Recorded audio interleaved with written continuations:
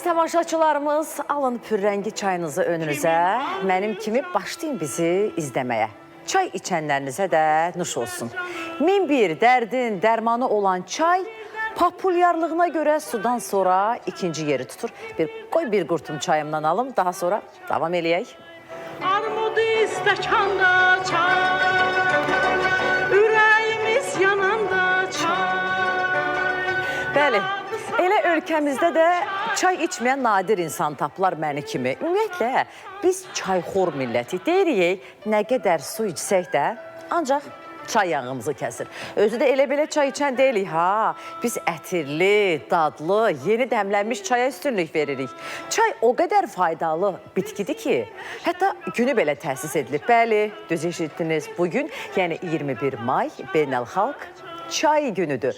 BMT-nin Baş Assambleyası tərəfindən rəsmi olaraq tanınan bugün çay istehsalçıları və istehlakçıları arasında həmrəyliyi gücləndirmək və çay sənayesinin sosial-iqtisadi əhəmiyyətinə diqqət çəkmək məqsədini daşıyır.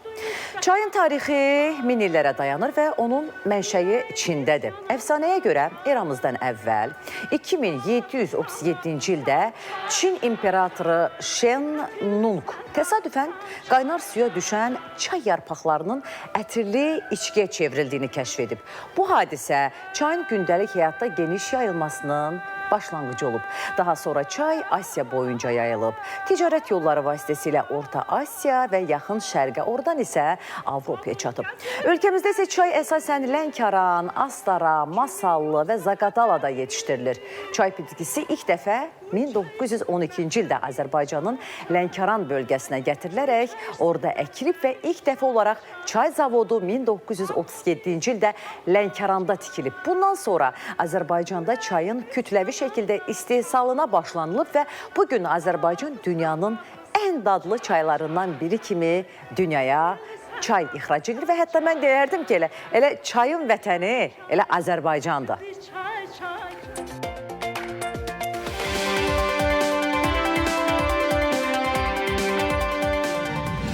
Beynəlxalq Şəhərsalma Forumunda Azərbaycanın qədim incisi olan İçəri şəhərə həsr edilən stend iştirakçıların xüsusi marağına səbəb olub.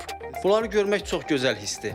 Konsept çok güzel. Aynı dediğiniz gibi içeri şehri andırıyor. Keçmişlə müasirliyin harmoniyasını özündə yaşadan paytaxt Bakı ilə bağlı ziyarətçilərin təəssüratları necə oldu? Qonaqlar xalqımızın hansı xüsusiyyətlərini yüksək dəyərləndirdilər? Qarabağda yeni milli park yaradılır. Bu parkın sərhədləri artıq bəllidir.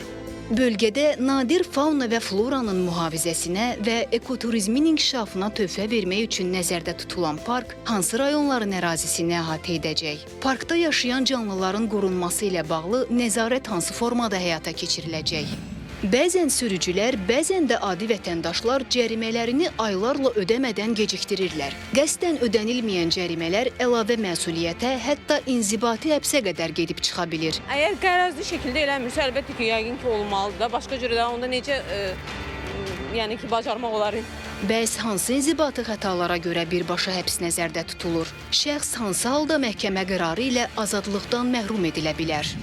Dədə-babadan sizə nə miras qalıb? Ədəb erkən öyrədiblər bizə oxumaq. Bizim rayonda qədimi evimiz var. Yəni o da o dövrdən qalan bir yadigardır.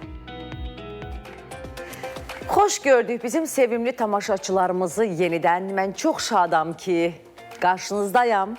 Xəbərin olsun səhər proqramının təqdimatını eləyirəm. Turan Ədalət də aparıcınız. Sadiq izləyicilərimiz məni tanıyırlar, sevirlər. Mən də onu sevirəm. Nədən sevildiyimi düşünürəm? Çünki mütəmadi olaraq bizə mesajlar yazırlar. Mənim haqqımda xoş fikir söyləyirlər. Komandamız haqqında, verilişimiz haqqında suallarımıza cani könüldən cavab verirlər. Gördüyü işlərə dair fikirlərini bizimlə bölüşürlər. Hər birini salamlayıram. Ümumiyyətlə, Azərbaycanın hər bir nöqtəsindən bizə baxan vətəndaşlarımızı, tamaşaçılarımızı salamlayıram. salamlayıram. Cənubi Azərbaycandan bizə baxırlar. İrandan izləyirlər bizi, Təbrizdən izləyirlər, Ərdəbildən baxırlar, Xoydan baxırlar. Hər birinə qucaq dolusu atəşin salamlarımı çatdırıram. Dünyanın müxtəlif qitə və materiklərindən baxanlar var, həmvətənlərimiz var. Aqibətiniz xeyirli olsun deyirəm. Hərçənd ki, Azərbaycanla bəzi ölkələr arasında saat fərqi var, amma onlar çalışırlar ki, fürsəti qaçırmasınlar, bizi izləsinlər. Əminəm ki, onların könülləri, qəlbləri, ruhları Azərbaycandadır. Necə deyirlər, ürəkləri Azərbaycanla döyünür. Siz də nigaran qalmayın, Azərbaycan əmin əllərdədir. Azərbaycan bugün azaddır, abaddır, dünyaya örnək olan bir məmləkətə çevrilib. Xarici turistlərin diqqətini cəlb eləyən, beynəlxalq tədbirlərin keçirildiyi bir necə deyək, ölkədir, şəhərdir bizim dəyərli tamaşaçılarımız, soydaşlarımız, bəli. 2 saat önünüzdə olacaq, sizə bolluca xəbərlər gətirmişik hər zaman olduğu kimi. Odur ki, diqqətinizi bizdən əksik eləməyin. Etimadınız üçün, bizə baxdığınız üçün öncədən təşəkkür edirəm. Günümüzün mövzusunda anonsdan eşitdiniz, xəbəriniz oldu ki, əməkdaşlarımız hansı mövzuları nəzərə alıblar, sujetlər hazırlayıblar və istəyirəm bir də mən gəlin danışım dədə-babadan, bizə miras qalan şeylərdən. Əziz tamaşaçılarımız, nə qalıb miras? Ev mi qalıb? Hər hansı bir peşə də qala bilər. Məsələn, eşitmişsiniz də bəzən dulusçunun övladı dulusçu ola bilər, riyaziyyatçının övladı, nəvələri riyaziyyatçı ola bilər. Mən də eşitmişəm ki, bunlar riyaziyyatçı nəslindəndir, bunlar ədəbiyyatçı nəslindəndirlər. Ondan sonra rəssamlıq da bir miras qala bilər. Hər hansı bir o incəsənət növü ilə məşğul olursansa, məsələn, az eşitməmişik müğənninin səsi olan insanlar da baxırsınız ki, deyir ki, bizdə o mənim atamın nəslimdə. Deyirəm ki, sizin necə gözəl səsiniz var, deyir, bizim nəsildə hər kəsin səsi var. Qarmon ifaçısı da öz, belə deyim, sənətini irs olaraq öz övladına, nəslinə ötürə bilər. Yəni, nəticə etibarilə sizə babadan, dədədən miras qalan şeylərdən danışırıq. Əlbəttə ki, xırda bir əşya da miras qala bilər. Samavar, məsələn, rəhmətlik mənim nənəmdən bizə samavar qalmışdı. Ondan sonra çox şey qalmayıb. Nəsildən sənə nə qalıb desələr, deyəcəm, bax, çay içmək qalıb. Rəhmətlik babam yaxşıca çay içərdi. Sonra atam da çay içəndə çayxordu. İndi onu mən də davam elətdirirəm. Amma əziz tamaşaçılarımız, hər şey faydalıdır, su belə faydalıdır, amma qədərində. Yəni ki, çay belə gündə 20 stəkan içmək doğru olmaz. Hər şey öz yerində olmalıdır. Nəticə etibarilə mənə sual versəniz, bəs sizə dədə-babanızdan, nəslinizdən nə yadigar qalıb? İlk növbədə çay deyəcəm. Başqa nə deyəcəm? Biraz da o el arasında deyirlər, vasvası, bax, o mənə yadigar qalıb. O səliqə düzən xəstəsiyəm ki, hər şey yerində olmalıdır, çox səliqəli olmalıdır, dağınıq olmamalıdır. Belə deyim də, təmizlik xəstəsiyəm. Bu da mənim rəhmətlik nənəm. Ondan sonra nəslimə baxanda görürəm ki, hə, bax, bunlarda bu həssaslıq var təmizliyə qarşı. O mənə yadigar qalıb. Desəm ki, başqa miras yadigar qalıb. Yalan olar. Mən elə xoşbəxtlər sırasında deyiləm. Siz yazın görək sizə nə miras qalıb. Hətta miras qalan əşyalar mı ola bilər? Hər hansı xalçanın miras qaldığı ola bilər. Əlbəttə ki, xalılar, palazlar, ondan sonra canım sizə desin, hər hansı bir əşyalar, qızıl zinət əşyası olsun, ev miras qala bilər, torpaq sahəsi miras qala bilər, kiçik bir əşya belə miras qala bilər, yadigardır. O da ki, deyirəm, mirasın, dədə-babadan bizə qalan mirasın böyük kiçik yoxdur. Sonra genetik xəstəliklərin də miras qaldığı məsələsi var. Bundan da hətta danışa bilərik. O həssas və əsəbi insanlar deyir ki, rəhmətli atam da eləydi, nənəm də eləydi, mənə keçib. Odur ki, əziz tamaşaçılar, bax bundan gəlin danışaq. Bizim qaynar xəttimizə 055-214-99-94-də bundan yaza bilərsiniz. Hətta o miras ki qalıb sizə hər hansı bir şey. Onun istəsəniz təbii ki, videosunu şəklində çəkib bizimlə bölüşə bilərsiniz. Bundan başqa sizi qayğılandıran məsələlərdən də bizə yaza bilərsiniz. Yaşadığınız bölgədə hansı gözəlliklər var, onu da lentə alıb çəkib bizə göndərə bilərsiniz. Maşallah olsun, yaz fəslinin ən gözəl anlarını yaşamaqdayıq. Mən mayı ona görə xüsusi sevirəm. Azərbaycanın hər gövşəsində bu dəqiqə gül-gülü çağırır, bülbül bülbülü çağırır. Odur ki, gözəl mənzərəyə dair təbiətdə keçirdiyiniz o gözəl vaxtlara dair də görüntüləri buyurub bizə göndərə bilərsiniz. Təsərrüfatçıları da buradan salamlayıram. İşiniz avant olsun deyirəm. Arıçıları salamlayıram. Maldarlıqla, heyvandarlıqla məşğul olanları salamlayıram. Ustalarımızı salamlayıram. Bütün əməklə məşğul olan hər kəsə deyirəm ki, Allah işinizin bəhrəsini görməyi nəsib eləsin. Siz də öz əl işlərinizdən elə təsərrüfat sahəsində bu dəqiqə nə əkirsiniz, nə biçirsiniz, nəyin mövsümüdür, bax ona dair də görüntüləri bizə göndərə bilərsiniz. Bizə təbii ki, məmnuniyyətlə paylaşacaq. Təbii ki, səhər efri olduğu üçün çalışırıq beyniniz açılsın, gözünüz gözəlliklər görsün, könlünüz şad olsun bizim əziz tamaşaçılarımız. Elə paytaxtımızda yaşayanlara da səslənirəm ki, bizim Mərdəkan, ondan sonra Buzovna, Bakı kəndlərindən söhbət gedir, Novxanı, gözəl vaxtlardır da sahil kənarında yaşayanlar. Siz də öz ətrafınızdakı gözəllikləri bizə çəkib göndərə bilərsiniz, əziz tamaşaçılarımız və biz davam edirik. Həm də yazın görək sizə çay xorsuzmu? Mən əminəm ki, bu dəqiqə saat neçədir artıq? 08:11-dir. Xüsusilə kənd yerlərində çoxdandan yuxudan ayılıb bizim tamaşaçılarımız. Əksəriyyəti kənddə yaşayanlar, bölgələrimizdə yaşayanlar samavar qalayıb çay dəmləməyə hazırlaşırlar. Bax, o görüntüləri də heç olmasa mən burada düzdür samavar çay içmədim. Sıradan bir necə deyirlər, bir çaynik də deyəcəm də, belə tok çayniki deyirlər, nə deyir, elektrikli çaynikdən mən çay içdim, amma yaxşı olardı ki, siz samavarınızın çayından çəkib bizə göndərərsiniz. Belə əziz tamaşaçılarımız, verilişimiz başladı, qeyd elədiyim kimi sizə önəmli xəbərlər gətirmişəm. İstəyirəm bir-bir onlara da təqdim eləyəm. Deyir, qulaq gündə bir söz eşitməsə kar olar və əlbəttə ki, biz imkan vermərik ki, tamaşaçılarımız məlumatsız qalsın və beləliklə bəzi önəmli xəbərlərimiz var ki, gəlin ona başlayaq. İlk öncə onu deyim ki, Azərbaycanımız hal-hazırda, paytaxt Bakımız möhtəşəm və bir tədbirə ev sahibliyi edir. Çox şükür ki, tədbirin artıq 5-ci günü yaşayırıq və sabah bitəcək, bağlanış mərasimi olacaq. Dünyanın diqqəti bizdədir. Azərbaycandan bəhs edirlər. COP-dan sonra, COP29-dan sonra Azərbaycanda keçirilən ən geniş miqyaslı tədbirdir. Ümumdünya Şəhər Salma Forumundan söhbət gedir. Bax, buna dair çalışacaq ki, sizə o Bakı Olimpiya Stadionunda bugün nələr müzakirə olunacaq, qonaqlar nədən danışırlar, hansı məsələləri diqqətdə saxlanılır, bir-bir bunu sizin diqqətinizə çatdıracağıq.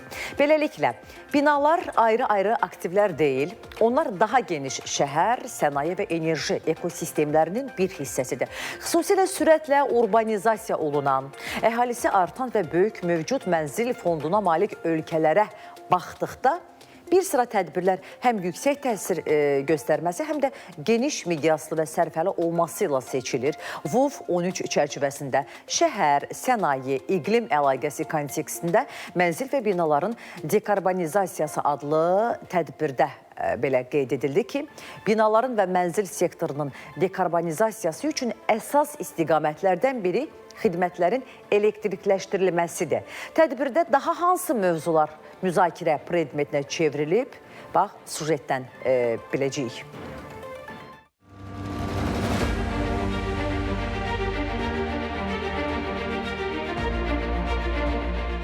Dayanıqlı inkişaf, iqlim çağırışları və insan yönümlü urbanizasiya üçün Bakı bugün də qlobal müzakirələrin mərkəzindədir. Səslənən mesajsa bəllidir. Şəhərlərin gələcəyi insanın yaşam keyfiyyəti ilə müəyyən olunacaq.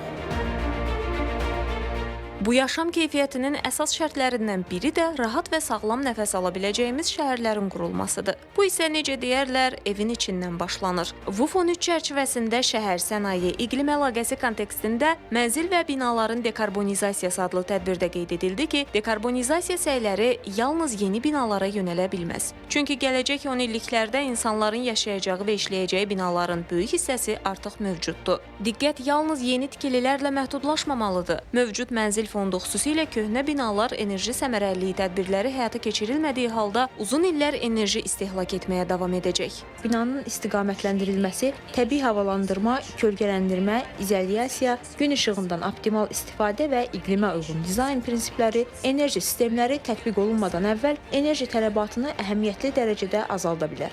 İkinci, bina örtüklərinin təkmilləşdirilməsidir. İzolyasiya, enerji səmərəli pəncərələr, dam sistemləri və istilik itkisinin azaldılması tədbirləri xüsusilə mövcud binalar üçün ən yüksək təsirli həllər sırasındadır. Üçüncü, təmiz enerji sistemlərinin inteqrasiyası təmin olunmalıdır. Paralel olaraq bərpa olunan enerji mənbələrinin istifadəsi də genişləndirilməlidir. Tədbirdə Avropadan nümunə gətirilərək bildirildi ki, Avropada istilik nasosları texnologiyası, heat pump sürətlə yayılmağa başlayıb. Belə texnologiyaların geniş tətbiqi enerji sistemlərinə ciddi təsir göstərə bilər. Bu isə Avropada istehsal olunan ümumi elektrik enerjisinin təxminən təxminən 8də birinin həmin texnologiyaya yönəldilməsi deməkdir. Şəhərlər gələcək enerji tələbatı nəzərə alınaraq planlaşdırılmalıdır. Yeri gəlmişkən deyə bilərəm ki, bir neçə ildir Azərbaycan hökuməti qlobal birliyə gələcəkdə işlərin necə qurulmalı olduğu barədə düşünməyə kömək edir. Burada olmaq mənim üçün bir zövqdür. Bizə burada çıxış etmə imkanı yaratdığı üçün Azərbaycan hökumətinə təşəkkür edirəm. Dünən bir binanın üzərində belə bir yazı görmüşdüm. Azərbaycanda keçmişə hörmət edir, bugünü yaşayırlar. Bu mənim çox xoşuma gəldi.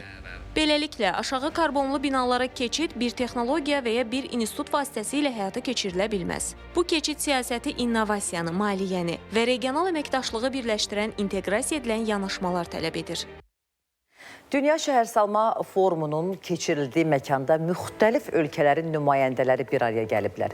Tədbir ərazisində yaradılan xüsusi dekorativ güşələr isə forum iştirakçılarına fərqli atmosfer yaşadır. Burada qədim Bakının ruhunu əks etdirən mini içəri şəhər ziyarətçilərin ən çox maraq göstərdiyi məkanlardan birinə çevrilib. Gəlin VUF 13-də Azərbaycan güşəsini və orada başqa hansı maraqlı görüntülər var, onu izləyək birlikdə.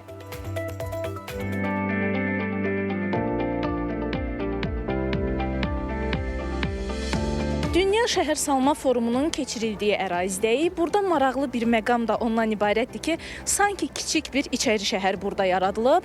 Yerli iştirakçıların marağı ilə yanaşı xarici qonaqların da diqqətini cəlb edir bura. Yəni çox möhtəşəmdir. Dünya ölkələrinə, yəni həqiqətən qucaq açmış kimi. Yəni hər şey çox gözəl, möhtəşəm hazırlanıbdır. Burada özümüzü belə qədim Bakıda hiss elədik. Öz qonaqpərvərliyimizi göstərdi. Həm bizə, həm xarici qonaqlara təşəkkür edirik. Forum iştirakçıları burada sadəcə müzakirələrə qoşulmur. Onlar həm də Azərbaycanın memarlıq tarixi ilə yaxından tanış ola bilirlər. Bu xüsusi dekorlar vasitəsilə elə gördüyünüz bu mini içəri şəhərdə də Azərbaycanın tarixinə mənsub olan xüsusi dekorlar yaradılıb. Azərbaycanın tarixi irsini yaxından görmək imkanımız oldu. Xalçalar, onların hazırlanma üsulları və ənənəvi sənət nümunələri diqqətimi xüsusilə cəlb etdi. Bunları görmək çox gözəl hissdir. Düşünürəm ki, belə qədim memarlıq və mədəni irs nümunələrinin digər ölkələrlə paylaşılması çox faydalı olardı. Bu, xalqlar arasında təcrübə, mədəniyyət və dəyərlərin mübadiləsinə mühüm töhfə verə bilər. Çok güzel, çok muhteşem yapılmış bir yer. Çok beğendim. Hem temiz hem de çok güzel. Azerbaycan'ı çok seviyorum. Azerbaycan çok hızlı gelişiyor. Konsept çok güzel. Aynı dediğiniz gibi içeri şehri andırıyor. Burada olmaqdan çox məmnunum. Hər şey çox gözəldir. Şəhərsalma və mənzil məsələləri ilə məşğul olan bu qədər insanın bir araya gəlməsi sevindiricidir. Burada olmaq bizi həqiqətən həyəcanlandırır. İndiyə qədər gördüklərimizdən Azərbaycan çox gözəl təsir bağışlayır. İlk təəssüratlarım çox müsbətdir. İnsanlar isti, qonaqpərvər və çox mehribandırlar. Şəhər çox təmizdir. Memarlıq formaları və xətlər xüsusilə diqqət çəkir. Hər şey çox gözəldir. Azərbaycanın ənənələri və mədəniyyəti çox zəngindir. Xalçaçılıq sənəti, memarlıq nümunələri və ümumilikdə şəhər infrastrukturu bunu aydın şəkildə göstərir. Məsələn, tədbirin keçirildiyi stadion da diqqətə layiq memarlıq nümunələrindən biridir. Xarici qonaqların fikirlərindən də görünür ki, yaradılan bu məkan onlarda Azərbaycanla bağlı xoş təəssüratlar formalaşdırıb. Forum çərçivəsində qurulan konsept həm tədbir iştirakçılarının marağına səbəb olub, həm də ölkəmizin tanıdılmasına fərqli formada töhfə verib. Zemfira Rəcəb, Seymur Səmədov. Fərqindəsinizsə, Azərbaycan heç bir beynəlxalq tədbirə tədbirdir deyib yola vermir. Burada bütün xüsusi incəliklərinə qədər hər şey nəzərə alınır. Təsəvvür edin, 48 mindən bəlkə də çoxdur sayıları. Dəqiq rəqəm deyə bilməyəcəm mən. Dünyanın müxtəlif ölkələrindən mütəxəssislər, ondan sonra şirkət rəhbərləri, yəni ümumiyyətlə sonra dünyanın müxtəlif sahə mütəxəssisləri təşrif buyurublar, jurnalistlər. Görün nə qədər mindən artıq əcnəbi jurnalist ölkəmizdədir. Az bir şey deyil, ölkəmizin tanıdılması baxımından, təbliği baxımından Azərbaycanı görəcəklər, gedəcəklər, öz ölkələrində bəhs eləyəcəklər. Məsələn, gördünüz necə orada VUF 13-də o quru tədbir deyil də, yəni ki, bütün duzuyla, gözəlliyi ilə görmək mümkündür. Yəni ki, tədbir bizimdir deyə, Bakı, Azərbaycan bizimdir deyə tərifləmirəm. Bu reallıqdır, dünya bundan danışır. Hansı, məsələn, COP29-u misal göstərəcəm. ölkəmizdə necə gözəl şəkildə yüksək səviyyədə keçirildi və heç kəsdən narazı qalmadı. Amma ötən il Braziliyada keçiriləndə heç də yaxşı yaddaşlara həkk olunmadı və növbəti COP31 Antalyada olacaq, Türkiyədə olacaq. Orada da onlara uğurlar arzulayıram qardaş ölkədə. Və WUF 13 çərçivəsində də müxtəlif pavilyonlar, hər kəs gəlir öz pavilyonunda öz ölkəsinin əsərini nümayiş elətdirir, işini nümayiş elətdirir. O mini bizim içəri şəhərimizdə gördünüz necə möhtəşəmdir. Bir neçə gün bundan öncə də Beynəlxalq Xalça Festivalı keçirilmişdi Azərbaycanda. Xarici qonaqlar, turistlər həqiqətən də çox məmnuniyyətlə iştirak edib, xatirə şəkli çəkdirib getmişdilər. Ümumiyyətlə, bax, bu bizə babalarımızdan qalan xalçalarımız olsun, digər incəsənət belə əsərlərimiz olsun, hamısı bir mirasdır. O tarixin izidir. Əlbəttə ki, onu qorumalıyıq, saxlamalıyıq, təbliğ eləməliyik. Bir xalq olaraq, bir millət olaraq irsimiz var, kökümüz var, göstərməyə nəyimizsə var. Heç kəsdən heç nə oğurlamırıq. Bu bizimdir, bizə məxsusdur. Əlbəttə ki, bunun qədrini bilməliyik. Bunu çox rahat şəkildə, heç toxunulmadan gələcək nəsillərə ötürülməli. Elə bu fonu çərçivəsində nümayiş olunan bu məsələlər də çox önəmlidir deyə düşünürəm, əziz tamaşaçılarımız. Ümumiyyətlə, WUF 13 çərçivəsində müxtəlif məsələlər müzakirə olunur. Yəni ki, burada biz təkcə ümumi şəhər salma formunda şəhər məsələləri yox, onun infrastrukturu yox, müəyyən problemlər, iqlim dəyişikliyi, ondan sonra qanunsuz evlərin tikilməsi məsələsi. Yəni ki, geniş aspektli bir tədbirdir. Qanunsuz tikililərin legallaşdırılması sosial problemlərin həllinə kömək etsə də uzun müddətli perspektivdə yeni risklər yarada bilər. Elə ona görə də WUF 13 çərçivəsində keçirilən qeyri-rəsmi yaşayış məntəqələrinin və gecəqonduların transformasiyası Dünya üçün mənzil təminatı adlı dialoq sessiyada bu mövzuda danışılıb. Tədbirdə mənzil təminatına düşən yükün azalmasına da diqqət çəkilib. Bununla bağlı da bir sujetimiz var, baxaq.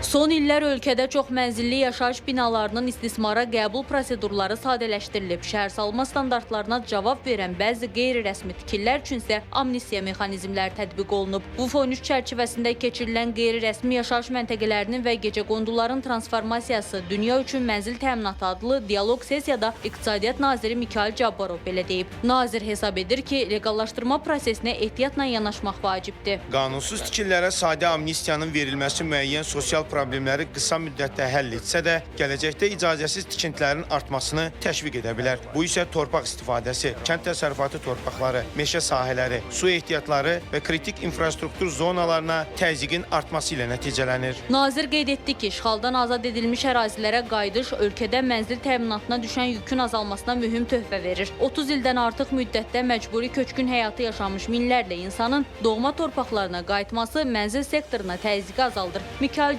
Cabbarov ölkədə qeyri-rəsmi məşğulluğun legallaşdırılmasına diqqət çəkdi. Bildirdi ki, bu, sosial müdafiə sisteminin genişlənməsinə və mənzil problemlərinin həlli üçün əlavə maliyyə mənbəyinin formalaşmasına imkan verib. Əvvəllər nağd şəkildə əmək haqqı alan və sosial müdafiə sistemindən kənarda qalan şəxslər sonradan sosial sığorta sisteminə cəlb olunub. Bu proses nəticəsində daxil olmalar artıb və həmin vəsaitlərin bir hissəsi sosial müdafiə ehtiyacı olan şəxslərin mənzil təminatına yönəldilib. Aparılan fiskal islahatlar nəticəsində məşğulluğun legallaşdırılmasından əldə olunan büdcə gəlirləri real ifadədə 3 dəfədən çox artıb. BMT-nin məskunlaşma proqramının icraçı direktoru Ana Claudia Rosbach qeyd edib ki, qeyri-rəsmi yaşayış məntəqələrinin yaxşılaşdırılmasına yönələn vəsaitlər sosial xərc deyil, iqtisadi artıma töhfə verən investisiya kimi qəbul olunmalıdır. Dünyada 1 milyarddan çox insan qeyri-rəsmi yaşayış məntəqələrində yaşayır.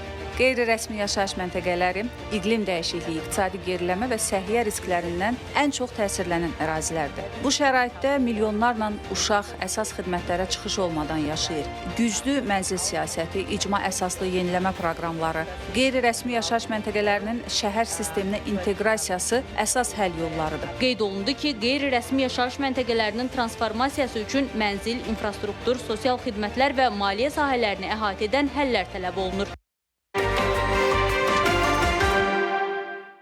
Bizim gözəl tamaşaçılarımız, bəs sizə dədələrinizdən, babalarınızdan nə miras qalıb? Dədə baba deyəndə tək o kişiləri nəzərdə tutmuruq. Nənədən, Ondan sonra xaladan, bibidən də miras qala bilər. İndi el arasında dədə-baba adətlərimiz necə deyirsə, bax, bu da o mənanı kəsb edir. Göndərin görək sizə hansı miras qalıb. Məsələn, o əşya, qazan dəstləri, köhnədə turj qazanlar deyirlərsə, eləmirəmsə, sonra saxsı qablar. Bax, bu da miras qalır təbii ki bizə və çalışaq onlar bizim üçün. Bax, görürsünüz dünyanın hər yerində, ondan sonra tarix muzeylərində qədim əşyalar sərgilənir. O bizim milli, mənəvi dəyərlərimizdir, tariximizdən, kimliyimizdən xəbər verir. Bunu qorumaq lazımdır. Çalışın ki, sizə o qalan mirası satmayın, başqasına hədiyyə eləməyin, göz ardı eləməyin, sıradan bir əşya kimi qəbul eləməyin. Çox dəyərlidir. O nəsildən nəsilə ötürülərəkdən gəlir. O irsimizdir, irsinizdir. Qoruyub saxlamaq lazımdır göz bəbəyimiz kimi. Bax, bununla bağlı yazın, şəkilini çəkin göndərin, videosunu çəkin göndərin ki, bax, mənə bu irs qalıb, bu əşya qalıb və s. Biz də beləcə onu həm də göstərmiş olaq digər tamaşaçılarımıza. Gözəl təbiət görüntüləri də gəlib. Allah Taala bizi elə bir coğrafi relyefdə, bizə elə bir məmləkətdə doğulmuşuq ki, hər qarışı gözəldir, torpağın altı da faydalıdır, üstü də faydalıdır. Yayda ayrı gözəl mənzərəsi var, qışda fərqli bir gözəl mənzərəsi var. Yəni, bax, bu da bizə bir mirasdır, Tanrının bizə verdiyi bir mirasdır. Əlbəttə ki, onun da qədrini bilməliyik, göz bəbəyimiz kimi qorumalıyıq. Bir şeyi ərsəyə gətirmək zaman alır. O ki, qaldı, bax, görürsünüz, toxum səpirik ki, bir məhsul əldə eləyək, ona zəhmət çəkirik, əmək sərf edirik ki, məhsuldarlığımız bol olsun. Yəni, hər şeyi zəhmət və əmək tələb edir və o Allahın bizə verdiyi təbiətin də qeydinə qalmalıyıq. Ağacları kəsməməliyik, ondan sonra canımsa desin, yaşıllıqları tapdalamamalıyıq. Hər bölgəyə, hər ölkəyə xas deyil ki, bu gözəlliklər. Elə gözəlliklərdən danışmışkən Gölün Sarısu dağ kəndindən bizə təbiətin gözəlliyini özündə əks etdirən görüntülər gəlib. Onu ekranlara gətirməyimizi xahiş edirəm rejissorumuzdan. Bax, bu füsunkar gözəlliyi görürsünüz. Uca dağlar başı, bax, bulutlar o qədər yüksəkdədir ki, bu dağlar, təpə deyil də, bunlar təpə, dağ, təpələr sayılır. Buludlar sanki yaxınlaşıb, hətta bax, qarı da görə bilirik. Yəni, təbiətin harmoniyasına baxın, necə gözəldir, necə mükəmməldir. Lirikin də təbiəti əsrarəngizdir. Buradan da ağız dolusu danışmaq olar. Gəzmə, istirahət üçün ən gözəl bölgələrimizdən biridir. Möhtəşəmliyini gəlin bərabər izləyək. Lirikdən danışacağıq. İndi də lirikin gözəl təbiətidir bu. Tamaşaçımız səhər-səhər, bax, sübh çağı durub bu görüntüləri çəkib, bizə göndərib. Allah bərəkət versin heyvandarlığınıza, məhsullarınıza, gözəl tamaşaçımız. Həqiqətən belə təbiətdə yaşayan insan stres keçirərmi? Keçirməz. Depressiya düşərmi? Düşməz. Ondan sonra ruhun cavan qalar. Elə deyilmi əziz tamaşaçılarımız? Sonra sizə nə miras qalıb? Sualını verirəm tamaşaçılarımıza. Babalarından, nənələrindən ona qalan miraslardan görüntülər göndərirlər. Xalça göndərib Qubanın Susay kəndindən ki, mənə qaynanamdan sumaq, bir də samavar qalıb. Bax, bir də xalça qalıb görürsünüz. Bax, bu hara xalçasıdır? Quba xalçası möhtəşəm görüntüləri. Ümumiyyətlə, Azərbaycanın Qarabağ xalçaları, Quba xalçaları, Şirvan xalçaları bilirsiniz ki, məşhurdur. Təkcə ölkəmizdə deyil, elə dünyanın hər yerində və əbəs yerə də xalça festivalı Azərbaycanda keçirilmir hər il. İnanın, mən, bax, əyani şahidi olaraq deyəcəm. İçəri şəhərdə beynəlxalq xalça festivalına mən də getmişdim. May ayında keçirilmişdi də, mayın hardasa əvvəlləri idi. Müxtəlif ölkələrdən, Rusiyadan, Türkmənistandan, Türkiyədən, Qırğızıstandan, uzaq Afrika ölkələrindən, fərqli-fərqli yerlərdən, ellərdən hər kəs öz pavilyonunda xalçalarını nümayiş elətdirirdi. Amma inanın Azərbaycan xalçalarının o ruhu oxşayan, gözü oxşayan, o füsunkarlığı ilə belə əfsanəsi heç bir xalçalarda yox idi. Ona görə təbii ki, bax, bizə dədə-babalarımızdan miras qalan bu xalçamızın dəyərini bilməliyik. Əlbəttə ki, əziz tamaşaçımız, siz də dədə-babanızdan sizə nə miras qalıb, onu çəkin, isti-isti bizə göndərin. Sonra Astaraya gəlin gedək, gözəl Astaramıza. Qalib müəllimi salamlayıram, Sibiət kəndindəndir, bizim sadiq izləyicilərimizdəndir. Deyir ki, dədə-babadan bizə yalnız torpaq sahəsi miras qalıb, eyni zamanda Sibiət kəndinin axarlı, bol sulu şəlaləsini də çəkib göndərib ki, bax, bu da Sibiət kəndimiz.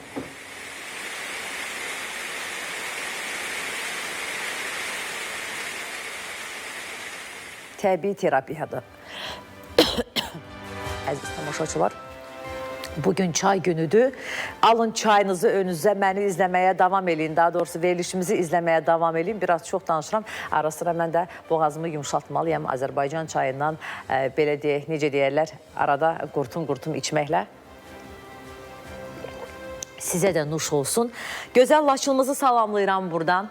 Eşq olsun deyirəm Laçınlılara, Laçının gözəl təbiətinə, Laçın ərazisindən Şəhriyar Nəsirov elə yol boyu çəkib videonu bizə göndərir ki, bu da bizim gözəl Laçınımız. Hələ musiqiyə gəlin.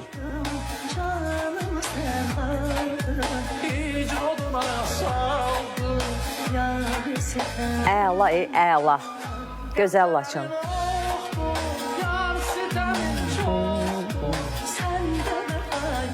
Laçın təbiət də sizdə necə gözəldir. Darıxmışam oralar üçün. Axırıncı dəfə 2023-cü ildə getmişdim. Həqiqətən imkan yoxdur. Elə burnumun ucu göynüyür. Laçın üçün, Kəlbəcər üçün, Qarabağımız, Şərqi Zəngəzurumuz üçün. Allah nəsib eləsə, zaman tapsam bir yenidən o yurt yerimizi gəzəcəm. Əziz tamaşa, bütün Azərbaycanın hər güşəsinə, hər nöqtəsinə salam olsun. Eyni zamanda Göyəzən dağının vətəni, Səməd Vurğunun vətəni sazlı, sözlü Qazağa da salam olsun. Qazaqdan da görüntülərimiz var.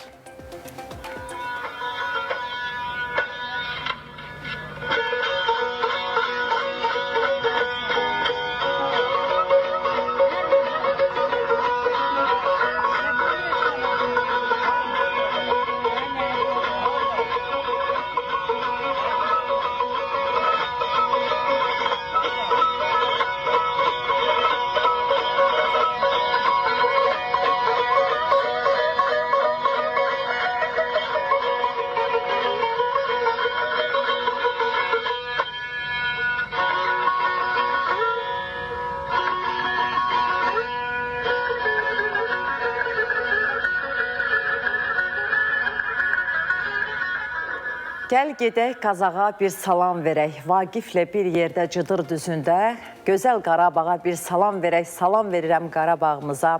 Azərbaycanımızın dörd bir yanına heç birinin fərqi yoxdur bizim üçün. Dediyimiz kimi onlar bizə dədə-babalarımızdan miras qalıb. Bizim əzəli yurt yerimizdə, əbədi yurt yerimizdə olmalıdır. Neçə illər həsrəti ilə yaşadıq. Bax, bu mirasını necə biz başqalarına verə bilərdik?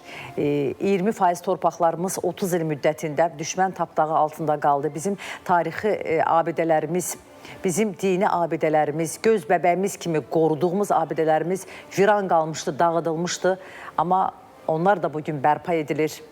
Onlar da bugün yenilənir. Əlbəttə ki, yenə deyirəm, bir şey yaratmaq, tikmək elə asan məsələsi deyil. Buna illərlə, bəzən qərinələr, əsrlər lazım olur. Necədir? Əlbəttə ki, bizə miras qalan bu tariximizin qədrini bilməliyik. Məsələn, elə Kəlağayımız, İsmət simvolu sayılan Azərbaycan qadınlarının baş örtüyü, ipdən, sapdan toxunan, o möhtəşəmliyi ilə, o yumuşaqlığı ilə seçilən Kəlağayımız da bizə miras qalıb.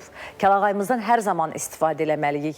Çünki bu elə bir baş örtüyüdür ki, həqiqətən bizim İsmailinin Baskalı, Şəki Kəlağayı ilə məşhurdur. Mən çalışıram ki, xüsusilə də xarici ölkələrdə hər hansı bir tədbirlərə gedəndə mütləq şəkildə Azərbaycanın simvolu olan, bizim İsmət rəmzimiz olan Kəlağayımızdan istifadə eləyək. Əziz tamaşaçılarımız, Kəlağayı demişkən, xalqımızın zəngin, bəli, mədəni irsini, adət, ənənələrini yaşatmaq və təbliğ etmək məqsədi ilə Milli Geyim və Kəlağayıda yürüş təşkil olunub. Tədbir Qeyri-Hökumət Təşkilatları Agentliyinin dəstəyi və Mirzə Ələkbər Sabir Fondunun təşkilatçılığı ilə baş tutub. Əməkdaşımız Aytaç da öz Kəlağayısını götürüb bu rəngarəng yürüşə qoşulub. Əsasən də turistlərin böyük marağına səbəb olan tədbir haqqında sujeti sizə təqdim edirik. Bugün Bakının mərkəzi küçələrində, Milli Geyimdə, Kəlağayıda yürüyüş təşkil olunub. Yürüyüşün məqsədi xüsusilə ölkəmizdə keçirilən VUF 13 tədbiri çərçivəsində özümüzün milli dəyərlərimizi, milli üslubumuzu və milli kimliyimizi dünyaya, o cümlədən ölkəmizdə olan əcnəbi turistlərə tanıtmaqdır. Yürüyüş İçəri şəhərdə Qız Qalasının önündən başlayaraq bulvarda, o cümlədən Natəvan heykəlində və şəhərin digər ərazilərində davam edəcək. Yürüyüşə qatılan insanlar rəngarəng milli geyimlər və çeşidli Kəlağayılarla Bakının mərkəzi küçələrində gəzib. Müxtəlif folklor nümunələri, xalq mahnıları səsləndiriblər.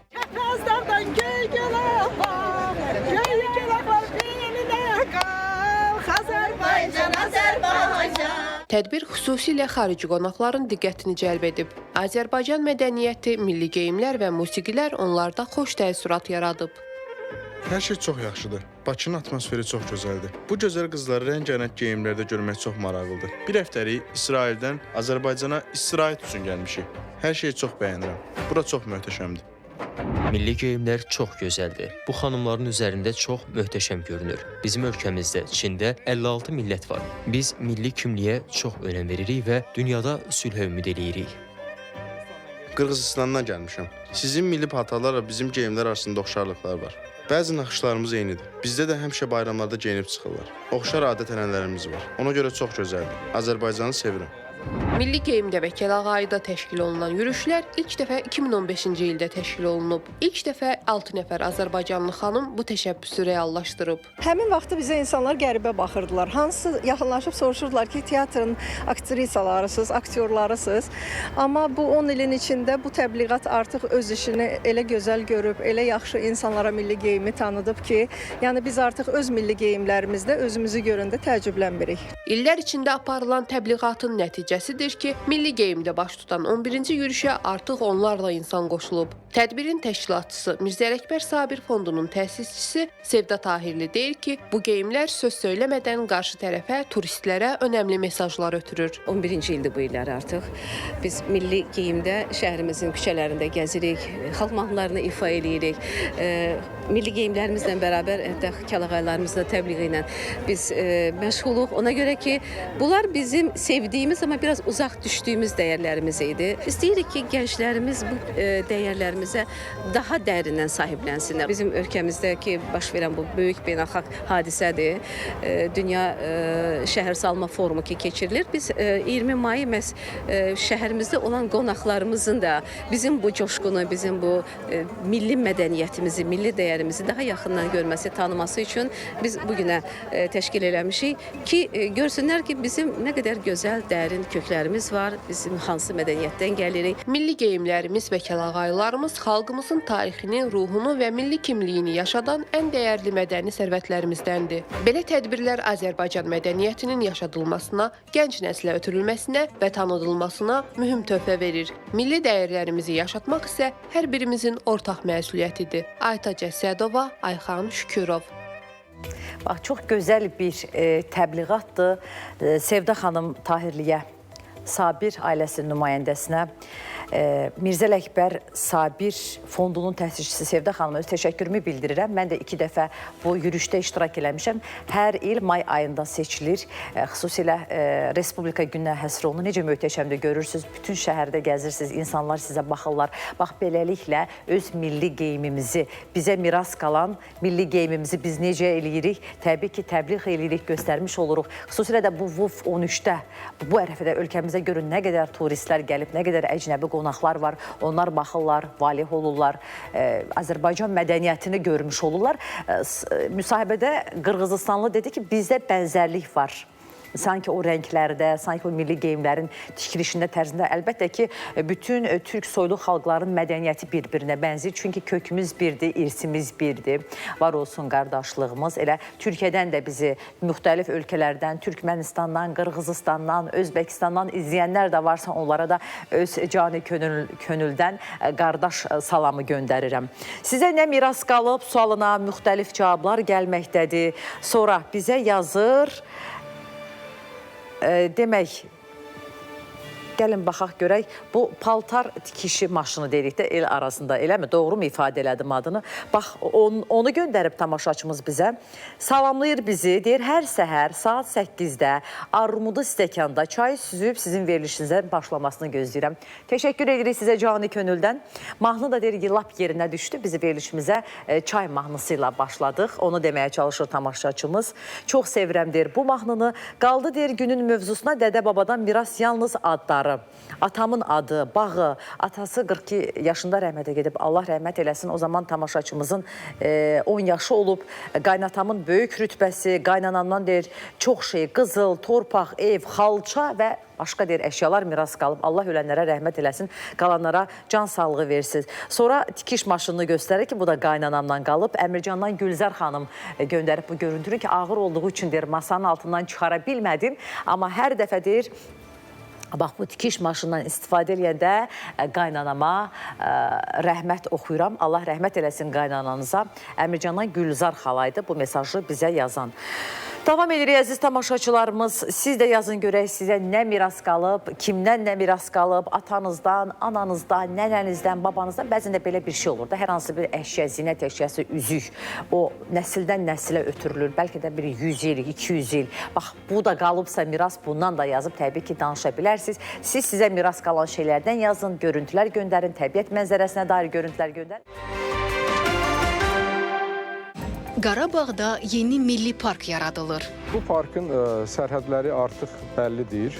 Bölgədə nadir fauna və floranın mühafizəsinə və ekoturizmin inkişafına töhfə vermək üçün nəzərdə tutulan park hansı rayonların ərazisini əhatə edəcək? Parkda yaşayan canlıların qorunması ilə bağlı nəzarət hansı formada həyata keçiriləcək?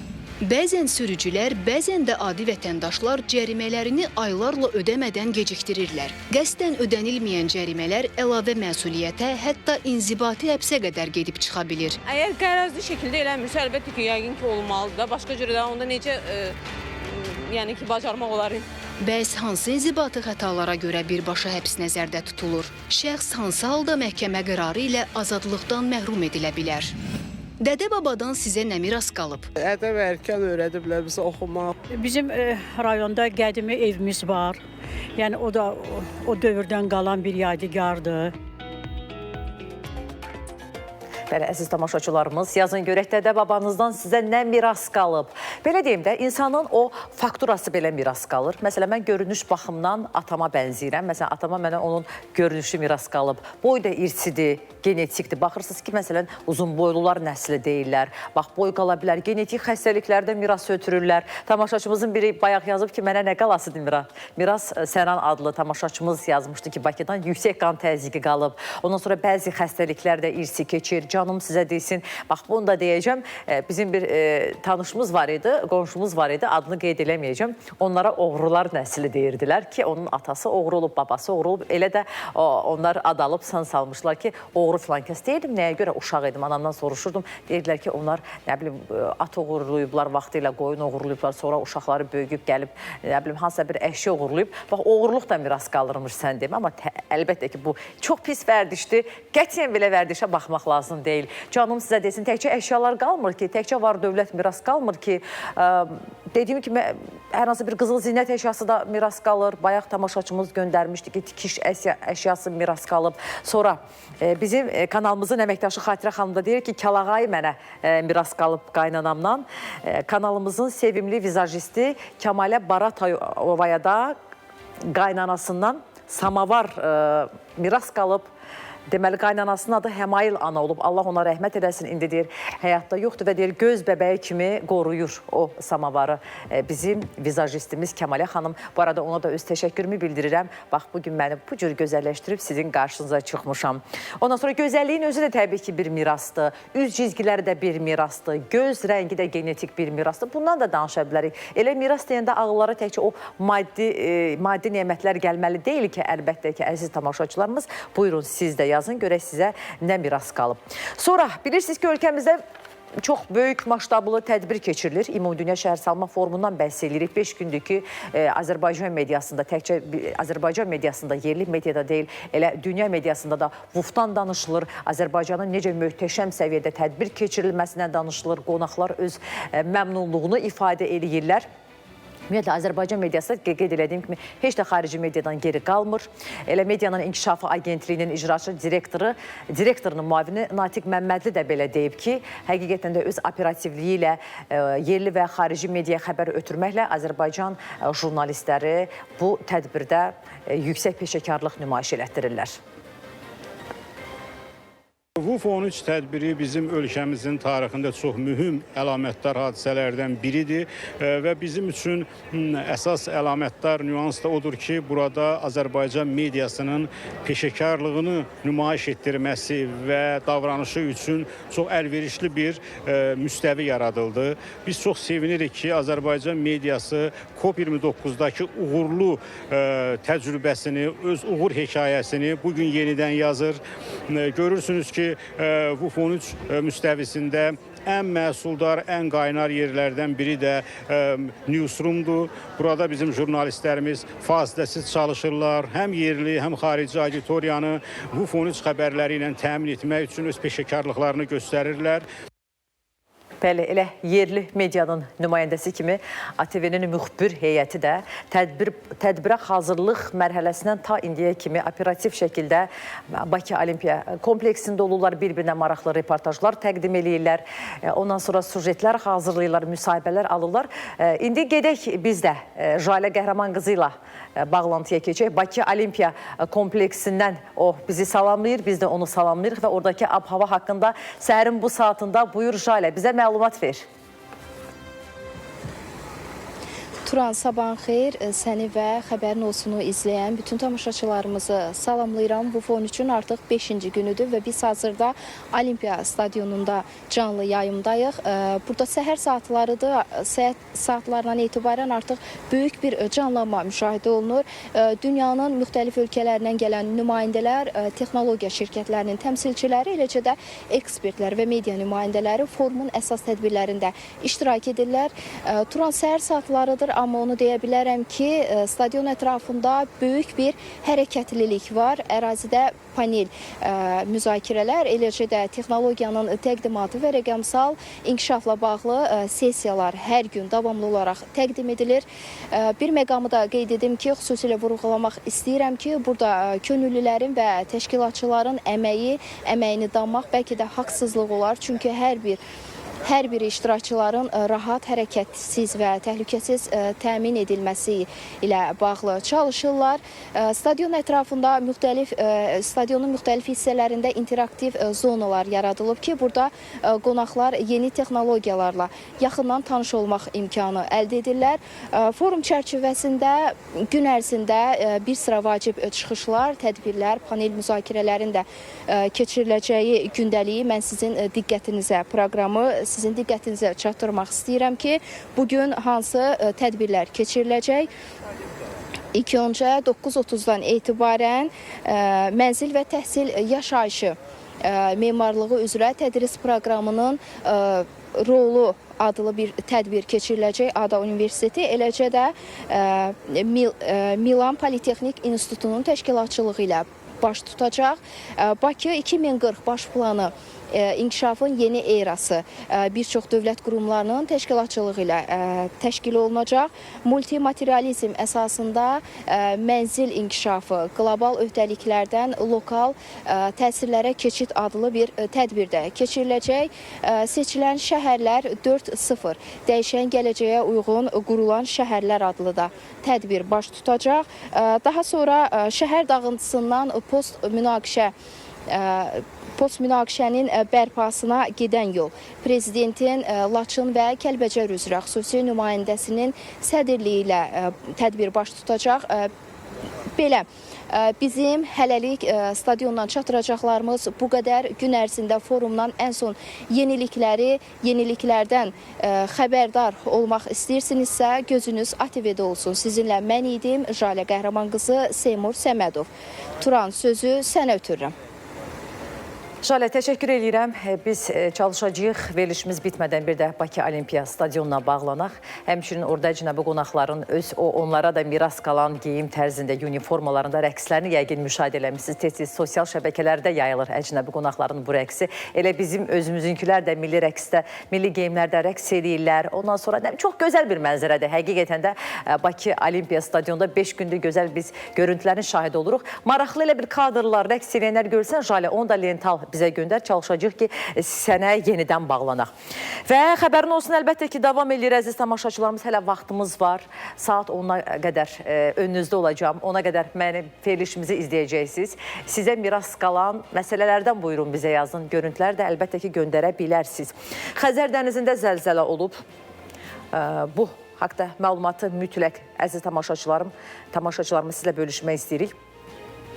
Bu barədə Respublika Seysmoloji Xidmət Mərkəzindən Zəlzələlərin Tədqiqatı Bürosundan məlumat verilib, bildirilib ki, yerli vaxtla saat 05:47 radələrində qeydə alınan zəlzələnin magnitudası 3,6 bal gücündə olub. Zəlzələnin ocağı 20 kilometr dərinlikdə yerləşib. Şükür Allaha ki, elə bir ciddi fəsada yol açmır. Bu Xəzər də ümumiyyətlə seysmoloji bir dərinlikdədir və bu sadəcə olaraq elə dəniz ətrafında baş verir, orada da qalır. Yəni bu artıq mütəmadi bir hal alıb əziz tamaşaçılarımız və biz davam edirik. Əlbəttə ki, dünya gündəmində də xəbərlərimiz var. Gəlin görək dünyanın siyasi gündəmində son anlarda hansı hadisələr yaşanıb. Türkiyə prezidenti Rəcəb Tayyip Ərdoğan Amerika Birləşmiş Ştatları prezidenti Donald Trumpla telefon danışığı aparıb. İki ölkənin liderləri Türkiyə-Amerika münasibətləri ilə yanaşı regional və qlobal məsələləri müzakirə ediblər. Prezident Ərdoğan regiondakı münaqişə zonasında atəşkəsin uzadılması qərarını müsbət qiymətləndirib. Mübahisəli məsələlərin həllinin mümkünlüyünə inandığını, irəli sürülən konstruktiv təşəbbüslərə dəstəyin davam edəcəyini bildirib. Suriyadakı vəziyyətə də toxunan Türkiyə dövlətinin başçısı qonşu ölkədə uzun müddətli sabitliyin bərqərar olmasını bütün region üçün əhəmiyyətli qazanc adlandırıb. Prezident Ərdoğan Türkiyənin Suriyaya dəstəyinin fasiləsiz davam edəcəyini vurğulayıb. O, Livandakı vəziyyətin pisləşməsinin qarşısını almaq üçün isə tədbirlər görülməli olduğunu əlavə edib. Rəcəb Tayyip Ərdoğan NATO-nun Ankara zirvə görüşünə hazırlıqların davam etdiyini, Türkiyə olaraq bu tədbirin hər cəhətdən uğurlu keçməsi üçün bütün addımların atıldığını bildirib. Prezident Ərdoğan həmçinin Amerika prezidentinə San Diego'da məsciddə edilən silahlı hücumla bağlı başsağlığı verib. Hansı ki, bu hadisə dünən baş vermişdi. Türkiyənin dini ekstremizm əleyhinə mübarizəyə daim hazır olduğunu ifadə eləyib.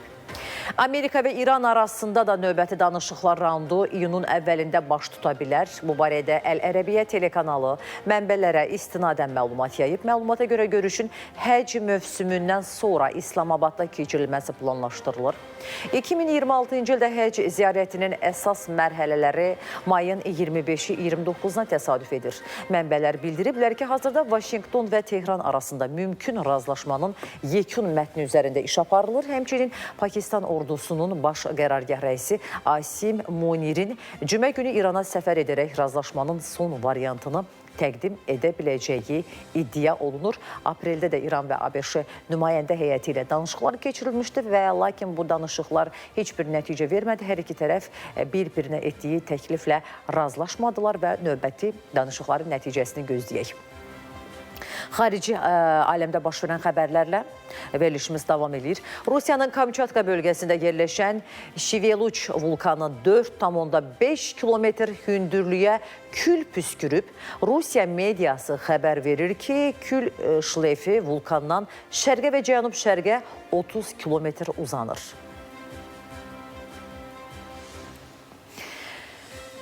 Maldiv adalarındakı sualtı mağarada tədqiqat apararkən həyatını itirən 5 İtaliyalı dalğıcın hamısının meyidi sudan çıxarılıb. Bu barədə İtaliya Xarici İşlər Nazirliyinin nümayəndələri mətbuat açıqlamalarında bildiriblər. Məlumata əsasən yerli hərbi dalğıcılar fin mütəxəssislərinin dəstəyi ilə həlak olanların cəsədlərini köpək balığı mağarası adlandırılan və təxminən 60 metr dərinliyi olan ərazidə aşkarlayıblar. İlkin mərhələdə boğulan şəxslərdən üçünün meyidi çıxarılıb. Xilas etmə və axtarış işləri isə tam olaraq dünən yekunlaşıb. 5 İtaliya vətəndaşının həlak olması barədə rəsmi məlumat ilk dəfə mayın 15-də yayılmışdı. Qeyd eləyək ki, hadisənin dəqiq səbəbləri hələlik tam aydın deyil. Hazırda Romadan olan müstəntiqlər və mütəxəssislər mərhumların üzərindəki sualtı kameraların qeydləri vasitəsilə faciənin təfərrüatlarını və qəzanın necə baş verdiyini araşdırırlar. Belə əziz tamaşaçılarımız, dünyadakı ən önəmli xəbərlər idi ki, bunlar çalışdıq diqqətinizə çatdıraq. Təbii ki, bundan sonra da önəmli xəbərlərimiz olacaq. Günümüzün mövzusu ilə davam edirəm. Tamaşaçılarımıza buradan səsləndik ki, bizə bir-birindən gözəl görüntülər göndərin. Sizə nə miras qalıb, bax ondan da bəhs edin. Təbii ki, tamaşaçılarımız bizim sözümüzü yerə salmadılar və bu davam eləməkdədir. Deməli, sabahınız xeyir olsun, əziz Doğma ATV aparıcısı, əziz Turan xanım, gününüz uğurlu, işiniz avand olsun. Amin. Sizlə bahəm deyirəm, əziz tamaşaçımız. Ən baxımlı kanala uğurlar arzulayıram. Deyir, dağlarda günəşli hava şəraiti müşahidə olunur. Bura deməli Haranın dağlarıdır. Əmrah bəy yazır bizə Qubanın Əlik kəndindən. Suala baxanda isə təəssüflər olsun ki, cavab verə bilməyəcəm. Çünki deyir, bizdə ATV kanalı yoxdur, evlərindən söhbət gedir. İş yerindən çəkdiyim videonu təqdim edirəm. İstəyirəm ki, biz də göstərək, əziyyət çəkib təbii ki, Əmrah bəy Qubanın Əlik kəndindən bizə görüntülər göndərib. Həm dağları, çiçəkləri eyni arada görmək mümkün olacaq. Göstərmək də mümkündür və bax, bu da Qubanın Əlik kəndi. Baxırsınız, uca dağlar başı ağ örpəyə bürünüb, bir tərəfdə də çiçəklər öz bəyaz görünüşü ilə dağlara rəng qatıb. Təşəkkür edirik bu möhtəşəmliyə görə, bu görüntüyə görə sizə və Qubadan bizi izləyən bütün tamaşaçılarımıza da gözəl salamlarımı çatdırıram.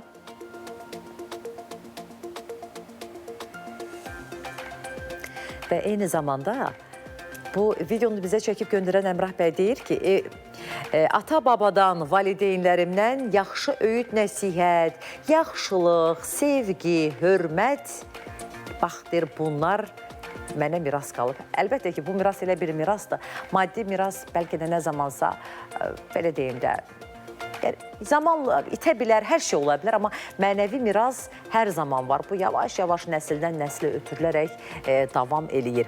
Tovuza gedək, Tovuzda da deməli, Tovuzun Sarıtala kəndində tamaşaçımız nənəsindən qalan nəhrənin çəkib bizə göndərib.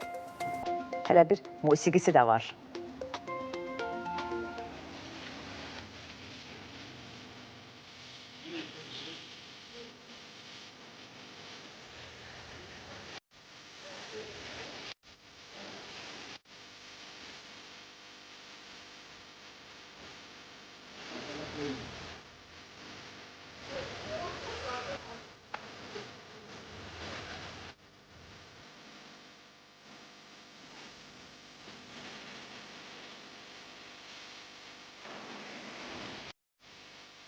Edirəm sizə, ay əziz tamaşaçımız, salam olsun buradan Tovuza, eyni zamanda.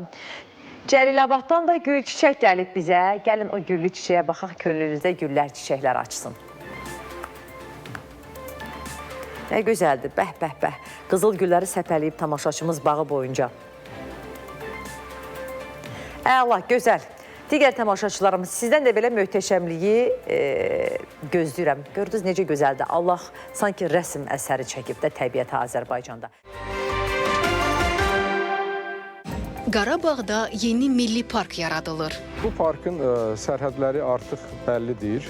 Bölgədə nadir fauna və floranın mühafizəsinə və ekoturizmin inkişafına töhfə vermək üçün nəzərdə tutulan park hansı rayonların ərazisini əhatə edəcək? Parkda yaşayan canlıların qorunması ilə bağlı nəzarət hansı formada həyata keçiriləcək? Bəzən sürücülər, bəzən də adi vətəndaşlar cərimələrini aylarla ödəmədən gecikdirirlər. Qəsdən ödənilməyən cərimələr əlavə məsuliyyətə, hətta inzibati həbsə qədər gedib çıxa bilir. Əgər qərəzli şəkildə eləmirsə, əlbəttə ki, yəqin ki, olmalıdır da. Başqa cürə də onda necə yəni ki, bacarmaq olar? Bəs hansı inzibati xətalara görə birbaşa həbs nəzərdə tutulur? Şəxs hansı halda məhkəmə qərarı ilə azadlıqdan məhrum edilə bilər? Dədə-babadan sizə nə miras qalıb? Ədəb erkən öyrədiblər bizə oxumaq. Bizim rayonda qədimi evimiz var. Yəni o da o dövrdən qalan bir yadigardır. Bəli, onlar da düz 30 ildən sonra ata-babalarından onlara miras qalan doğma torpaqlarına mərhələli şəkildə köçürülürlər. Bəli, beləliklə Prezident İlham Əliyevin tapşırığına uyğun olaraq işğaldan azad edilmiş ərazilərə böyük qayıdış davam etdirilir. Bugün də Cəbrayıl rayonunun Şükürbəyli kəndinə növbəti köç reallaşır. Bu mərhələdə köç edənlər Respublikanın müxtəlif yerlərində, əsasən yataqxanalarda, sanatoriya və inzibati binalarda müvəqqəti məskunlaşmış ailələrdir. Bugün Şükürbəyli kəndinə 39 ailə olmaqla 165 nəfər köçürülüb. Doğma yurda qayıdan sakinlər hər tərəfli dövlət qayğısı ilə əhatə olunduqlarına görə Prezident İlham Əliyevə və birinci vitse-prezident Mehriban xanım Əliyevaya təşəkkür ediblər. Onlar həmçinin torpaqlarımızı işğaldan azad edən rəşadətli Azərbaycan ordusuna, qəhrəman əskər və zabitlərimizə minnətdarlıqlarını bildirib. Bu yolda canlarından keçər şəhidlərimizə rəhmət diləyiblər. Bəli, bir vaxt var idi, bax, insanlarımız məcburi köçkün düşəndə, başlarını götürüb qaçanda o düşmənin gülləsinə tuş gəlməmək üçün çox miraslarını torpağa bastırdılar, itirdilər, batırdılar. Təəssüflər olsun ki, belə halla da qarşılaşdı bizim məcburi köçkünlərimiz və indi vəziyyət tamam başqadır, tamam gözəldir. Cənnət Qarabağımızda, bəli, Cənnət Qarabağımız günü-gündən gözəlləşir və orada tam sürəti ilə quruculuq işləri gedir. Bilirsiniz ki, Qarabağda tarixən fauna və flora zəngin olub. İşğaldan azad olunduqdan sonra Ümumdünya Təbiəti Mühafizə Fondunun Azərbaycan nümayəndəliyi burada müşahidə kameraları quraşdırıblar. Az müddət keçdi ki, kameralara Kəlbəcərdə bəbir düşdü. Ümumdünya Təbiəti Mühafizə Fondunun Azərbaycan nümayəndəliyinin direktoru Elşad Əskərov xəbərin olsuna verdiyi eksklüziv məlumatda bildirib ki, Qarabağ Milli Parkı yaradılacaq. Ötən illərdə, bu yaxın illərdə müvəffəq olduq. Orada bəbiri videosunu və fotosunu çəkdik. Orada deməli kameralarımız hələ də işləyir. Fikrimiz var ki, yaxın gələcəyə onların sayını artıraq. Çünki birazdan orada Milli Park yaradılacaq. Qarabağ Milli Parkı yaradılacaqdır. Rəsmi olaraq böyük bir ərazidir. 100 min hektara qədər ərazini əhatə eləyəcəkdir. Və orada biz də müşahidələrimizi aparmağı planlaşdırırıq. Bu parkın sərhədləri artıq bəllidir. Əsasən deməli Kəlbəcər, Ağdərə, Xocalı rayonlarını, qismən Laçın rayonunu əhatə eləyir. Onun sərhədləri artıq razılaşdırılıbdır. Daha çox meşə ərazilərini əhatə eləyir. Ondan sonra parkın özünün ştatı olacaqdır. Biz də öz tərəfimizdən onlara monitorinq işində dəstək olmağa hazırlaşırıq. Bu çox əla bir xəbər oldu. Azərbaycanın qoruqlarının sayına daha biri əlavə olunur Qarabağ Milli Parkı yaradılmaqla. Həqiqətən də möhtəşəm bir ideya idi və biz davam edirik, əziz tamaşaçılarımız.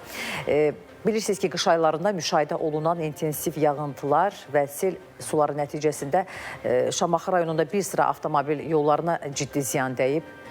Güclü axınlar yolların bəzi hissələrində asfalt örtüyünü dağıdıb, hərəkətin çətinləşməsinə səbəb olmuşdu. Hazırda Şamaxı, Qonaqkənd və Şamaxı Kələxana avtomobil yollarında yaranmış problemlərin aradan qaldırılması istiqamətində bərpa işləri həyata keçirilir. Azərbaycan Avtomobil Yolları Dövlət Agentliyinin 19 nömrəli xüsusi təyinatlı yol idarəsinin canlı qüvvəsi və xüsusi texnikaları əraziyə cəlb olunub. Aparılan işlər çərçivəsində sel sularının gətirdiyi torpaq və daş yığınları yollardan təmizlənir, çökmə və dağılma qeydə alınan hissələrdə bərkitmə işləri görülür. Eyni zamanda yararsız vəziyyətə düşmüş ərazilərə yeni asfalt örtüyü çəkilir.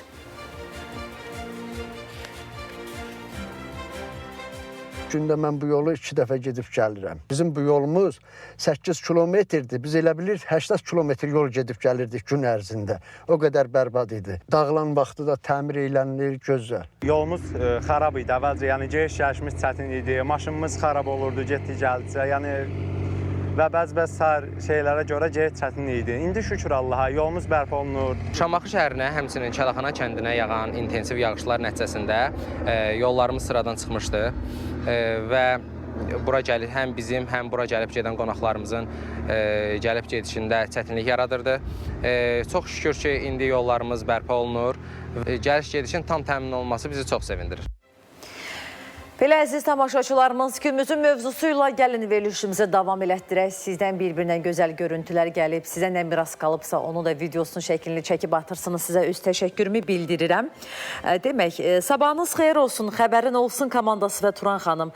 Çay deyir, çox sevirəm gün ərzində demək olar ki, çay içirəm, məni kimi çay xorsuz. Ümumiyyətlə, Azərbaycanlılar çayı çox sevirlər. Ümumiyyətlə, bizə çay deyimdə sadə də deyil. Əməli başlı çay dəzgahı qururuq, onun yanında şokolatı olur, mürəbbəsi olur, hilli cəvizli, darçınlı, mixəkli, güllü, çiçəkli çay içirik də. Yəni biz ağzımızın dadını bilən bir millətik. Kəmalə xanım da elə onlardandır. Mövzuya gələndə isə deyir nənəmdən mis məcməyi və sac qalıb. Bugün də deyir o sacın üzərində qutab deyir bişirəcəyik. Bəh-bəh nə gözəl, nuş olsun deyirəm. Kəmalə xanım indi hal-hazırda o samavarının şəklini çəkib bizə göndərib. Yanında tortu da var, ondan sonra konfeti də var, çayı da var.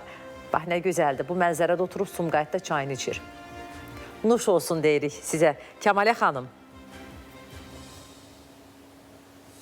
Sabunçudan da samavar çayını belə, laf bizi belə necə deyirlər, belə baxırıq, bizi heyrətlendirirsiniz də. Yəni biz də istəyirik axı samavar çayından içək. Bax, samavar da necə deyirlər, bax, pokkur qaynayır, nə gözəldir. Bunu da bizə göndərmiş. Bu da Sabunçudan gəlmişdi bizə. Sonra Sumqayıtdan Əzizə xanım bizi salamlayır və cüməmizin mübarək olduğunu deyir. Bəli, bugün fəzilətli gün sayılır. İbadətlə məşğul olan inanclı tamaşaçılarımızı təbrik eləyirəm. Deyirəm, Allah etdiyiniz ibadətləri, duaları qəbul eləsin. Nənəsindən qalan qədimi Kəlağayının şəklini çəkib bizə göndərib. Bax, bu Kəmalə xanıma xastır. Yox, Əzizə xanımın, Sumqayıtdan Əzizə xanım. Bayaq samavarı göndərmişdi Kəmalə xanım. Sumqayıtdan çox sayılı bizi xanımlar izləyir. Onlara çoxlu salamlarımı göndərirəm. Gözəl Kəlağayıdır, həqiqətən də. Rəhmətli nənəmdən də bizə bir şal qalmışdı. Tapa bilsəydim, çıxarıb gətirib mən də göstərəcəkdim əziz tamaşaçılarımız. Bax, sonra nə deyəcəkdim? Göndərin də, yəni nəticə itibarilə səndən biraz qalıb, onu göndərə bilərsiniz. Rusiyadan bizi salamlayır tamaşaçımız. Deyir, qucaq dolusu salam göndərirəm sizi. Nənəsindən ona irsi əl işləri keçib. Nənəm deyir, palaz və kilim toxuyardı. Gözəl naxışlar qoyardı. Mən də deyir, balaca vaxtı deyir, corabı necə toxumaq lazımdır. Bax, ondan öyrənmişəm. Ondan sonra tikməyi də ondan öyrənmişəm. Təbii ki, bu da bir əl işidir və mirasdır. Özü də dərzidir. Bizim tamaşaçımız Rusiyadan bizi salamlayır, əl işindən nümunələr göndərib bizə. Mümkün olsa birazdan onu efirə verməyə çalışacağıq əziz tamaşaçımız. Sonra hər gün deyir sizə baxır 72 yaşlı qadın, kim hardan baxırlar İmişlidən. Sonra həyətlərindən istəyib bir görüntü göndərib ki, anam sizə baxır 72 yaşlı qadın, mütləq sizə söz verirəm. Bu görüntüyə də biz birazdan hamımız birlikdə baxacağıq əziz tamaşaçılarımız. Turan xanım salam olsun sizə. Xətaydan Mamet müəllim yazır ki, nə yazır Mamet müəllim? Eləcə bizi salamlayıb, biz də deyirik ki, təbii ki, könlünüzdən keçib ancaq salam yazmaq keçirsə, əlbəttə ki, yaza bilərsiniz. Hal əhval tutmaq keçirsə, əlbəttə ki, hal əhval tuta bilərsiniz. Bizim qaynar xəttimiz günün istənilən saatında sizin ixtiyarınızdadır. Bizimlə belə yaza bilərsiniz, fikirlərinizi bölüşə bilərsiniz. Sizi qayğılandıran məsələlərdən də bəhs eləyə bilərsiniz, əlbəttə ki. Məhluqə nənə yazdır ki, salam gözəl qızım, bizə qalan miras mis qablardır. Mən Bakıda yaşayıram, qablar isə Lahıçdadır. Ona görə deyir, çəkib yollaya bilmirəm. Eybi yoxdur, canınız sağ olsun əziz tamaşaçımız. Sonra digər tamaşaçımız deyir ki, ən müqəddəs Qurani Kərim qaynanamın qaynanasından ondan da mənə qalıb. Bayaq mən verdim, o tikiş maşını da göndərmişdi, o xanımdır. Əmircandan Gülzar xanım deyir ki, neçə illik Qurani Kərim də qaynanasından qaynanama, qaynanamdan da mənə ötürülüb. Sonra görək kim nə yazırlar. Bəzi tamaşaçılarımız da deyir ki, bizdə video göndəririk, şəkil göndəririk, niyə paylaşa bilmirsiniz? Dəyərli tamaşaçımız, öncə çalışaq, sosial mediadan heç bir foto və video göndərməyək. Özünüz çəkin və çəkiliş eləyəndə də onun daha səliqəli çəkilməyinə riayət edək. Bəzən qaranlıq olur, onu yayınlaya bilmirik, efirə verə bilmirik. Məsələ budur. Yoxsa bizim heç bir ayrı seçkilik kimi məqsədimiz yoxdur. Sonra, salam necəsiz? Çox gözəl görünürsünüz. Təşəkkür edirəm. Gözəl görən gözləriniz var olsun. Babalarımızda mənə deyir bir diplom və çoxlu yetimlər qalıb. Tamaşaçımız belə dedi. Bəzən belə olur. Bayaq ki, digər tamaşaçımız da yazmışdı ki, bayaq səsləndirdim. Sənan adlı tamaşaçımız ki, yüksək qan təzyiqi qalıb mənə. İrsi xəstəlik qalıb deyir. Bununla mübarizə aparıram. Salam, sabahınız xeyir olsun. Hər gün olduğu kimi bugün də çox gözəlsiniz. Təşəkkür edirəm əziz tamaşaçımız. Məni gözəlləşdirənlərə öz təşəkkürümü bildirirəm təbii ki. Sonra deyir, varlı insanlar, var dövlət, ev, mülk miras qoyurlar. Mənim kimi kasıblara da deyir, düzgün əxlaq, təmiz vicdan, kövrək qəlb qoyub gedib valideynlərim olsun. Bu, nəyi pisdir ki, təmiz vicdanlı olmağın, düzgün əxlaqlı olmağın. Bu bu mirası heç bir pulla satmaq, almaq mümkün deyil. Ona görə də elə valideynlərinizə buna görə təşəkkür eləməlisiniz, əziz tamaşaçımız. Sonra mənə xeyriyyəçilik, bir də deyir, insanlıq miras qalıb. Hansı ki, bunların dəyəri ölçüyə gəlməzdi. Buna görə təəssüflənməyə dəyməz. Bizim gözəl tamaşaçılarımız, sabahınız xeyir olsun. İmişlidən sizi salamlayırıq. Mən də İmişlidən izləyən bütün tamaşaçılarımıza öz salamlarımı təbii ki, çatdırıram. Biz buradayıq və davam edirik, əziz tamaşaçılar. Hələ ki, getmək fikrimiz yoxdur. Saat 10-a qədər qarşınızdayıq. Bir-birinə maraqlı mövzularımızın müzakirəsini edirik. Günümüzün sualına da sizdən cavablar gəlməkdədir. Vaxtımızın çatdığı qədər əlbəttə ki, səsləndirəcək. İndi də xüsusilə asayişi pozaraq, ictimai asayişi pozaraq cərimə tətbiq edilən barələrində insanların diqqəti bizdə olsun. Növbəti material onlarla bağlı olacaq. Bəli, bəzən şəxslər ictimai asayişi pozur, yəni inzibati xəta törədirlər, lakin törətdikləri əməlin mahiyyətini və ciddiyyətini dərk etmirlər. Məsuliyyəti qəbul etmək istəmirlər. Qanunvericiliyimizdə bu kimi hallar açıq şəkildə öz əksini tapıb. Belə ki, inzibati xətaya görə tətbiq edilən cərimə məbləğləri ödənilmədikdə cərimədən yayınan şəxsin həbs edilməsi də qanunvericilikdə nəzərdə tutulub. Məsələnin təfərrüatları ilə növbəti sujetdə tanış olacaqsınız. Hüquqda inzibati xəta anlayışı ölkədən ölkəyə fərqlənir. Bəzi ölkələrdə inzibati xəta adlandırılan əməl yüngül cinayət kimi qiymətləndirilir. Azərbaycanda isə vəziyyət fərqlidir. İnzibati xəta cinayət sayılmır və cinayət tərkibi hesab olunmur. Əgər ictimai qaydanın pozulması ağır dərəcədə deyilsə, qanunvericilik bunu inzibati xəta kimi tənzimləyir. Əgər əməl ağırdırsa, bu artıq cinayət hesab olunur və cinayət məcəlləsi ilə tənzimlənir. İnzibati xəta dedikdə yol hərəkəti qaydalarının pozulması, vergi ödəməkdən yayınma, ictimai asayişin pozulması, sanitariya qaydalarının pozulması və s. bu kimi hallar nəzərdə tutulur. Şəxslər inzibati xəta törətdikdə onlara həmin əməlin ağırlıq dərəcəsinə görə inzibati cərimə təyin olunur. Lakin şəxslər bəzən müxtəlif səbəblərdən cəriməni ödəməkdən yayınırlar. Sizcə bu doğrudurmu? İnzibati xətaya görə cəriməsini ödəməyən şəxslərin həbs olunması? Qətiyyən. Yəni, onlar bir cinayət törətməyiblərsə, məncə güzəşt oluna bilər. Amma həbs balaca bir şey demək deyil də, hansısa bir insanı azadlığından məhrum eləmək bu düzgün deyil. Əgər qərəzli şəkildə eləmirsə, əlbəttə ki, yəqin ki, olmalıdır da. Başqa cürə də onda necə yəni ki, bacarmaq olar? Hər şeydən ötürü həbs olunmur axı. Ödəyərlər, ödəməzlər. Yəni qərəzli şəkildə ödənmədiyi halda həbs oluna bilərlər. Düzgün qərar deyil.